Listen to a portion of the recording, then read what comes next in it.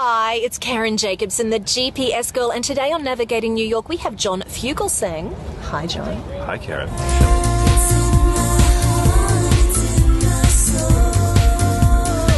When I'm in New York, in the beautiful Central Park colours. Yes. Thanks for being on the show. Thanks for having me. It's great to be on your show. So, tell us about your relationship with New York City. Well, my father was born in this city. My baby was born in this city. And I moved to this city when I was a teenager. And I've always lived in Greenwich Village. To me, Washington Square was my home. I went to school there.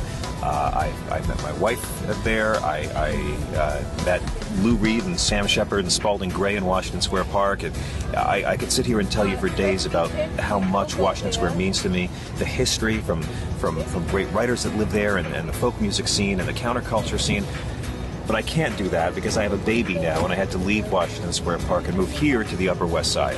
Oh no, the Upper West Side, how dreadful for you. Well, I wanted to have my child be able to go to Central Park and learn to walk, and it was very important to me for my son to live in a neighborhood where he could see white women shop. And so this was really it. Well, you probably have achieved that, is that correct? I think I have, yeah. So I'm learning to like it up here. It's not as inspiring, but Central Park is very, very nice. So we just discovered we both are of Danish descent. Yes. Fugelsang. Indeed. Oh my goodness. My name is Danish for lactose intolerant. Lactose intolerant, okay. I'm actually really blonde.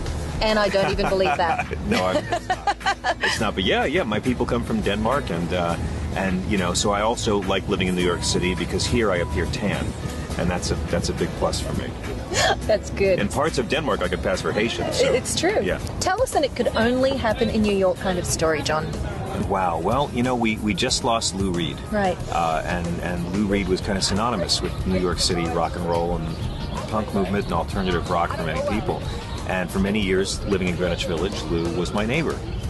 And I've seen Lou Reed perform live at the Supper Club, nice little nightclub, at the Beacon Theater, 2,500 seater. I've seen Lou play at Carnegie Hall, Madison Square Garden, an arena, and Giant Stadium. So every possible venue, I've seen him perform, and none were as exciting as seeing him in my neighborhood. And I used to run into Lou in Washington Square Park, or see him listening to doo-wop groups on Bleecker Street. And once we were riding an elevator together and had this big debate about Chicago versus New York pizza. And I talked about Pizzeria Uno, how they sell themselves as Chicago pizza. And Lou said, they call that Chicago pizza. That's not real Chicago pizza. They should be arrested for fraud. And he actually managed to get like 3 different vowel sounds in fraud. Oh my goodness. So, for me, and I love New York pizza, so for me, it's the kind of city where you can actually have a conversation about the pizza with someone in the Rock and Roll Hall of Fame. So that is definitely an it could only happen in New York kind of story. That one really could. Do you have a savvy New Yorker tip for us? Yeah, you know, when you come to New York, it's great to go to Broadway and see all the American Idol rejects and the musicals, but do yourself a favor and check out the off-Broadway theater scene here in New York. You'll find much more interesting stuff, a lot bigger talent pool, and a lot of great surprises. You know, the theater in New York is just like the theater in Washington, D.C., except our theater creates jobs. Very good. What direction is John Fugelsang headed? Oh my! Well, I just spent a year, several months. I've spent the last year working nonstop, doing a comedy tour and a talk show for a TV network that doesn't exist anymore. And now I just spent 2 months on the road making a film for PBS.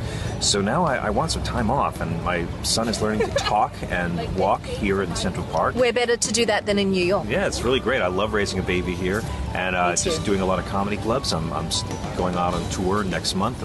I'll be on tour for a year, and writing a book, and doing a lot of appearances on various news talk TV shows. Is that all? Are you sure that's going to keep you busy enough? Well, that's how it is in New York. You know, sometimes if you just have one job, you're very lucky. A lot of us are freelancers and go from gig to gig.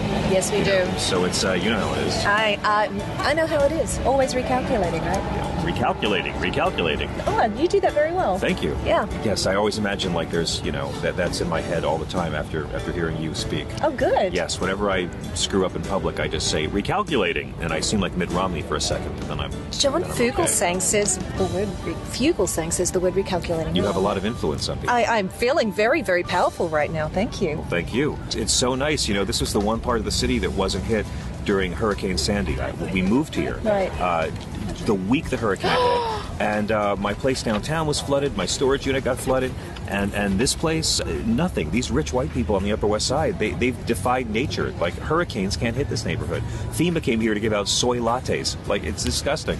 But that was a great moment in New York history and tri-state area history, seeing Chris Christie and Barack Obama come together. That's a great, it happened in Jersey, but it's a great story about people from the right and the left coming together to help people in need. That's not big government, that's good government. So I give the Obama-Chris Christie alliance a 10, and not just because they resembled that number when standing side by side.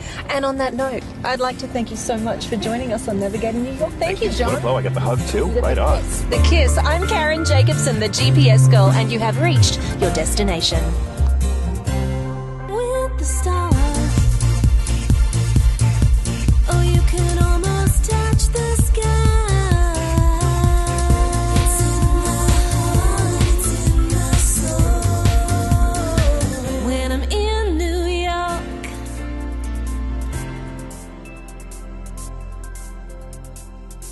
This episode of Navigating New York is brought to you by Essence of Valley, natural products for health, beauty, and well-being.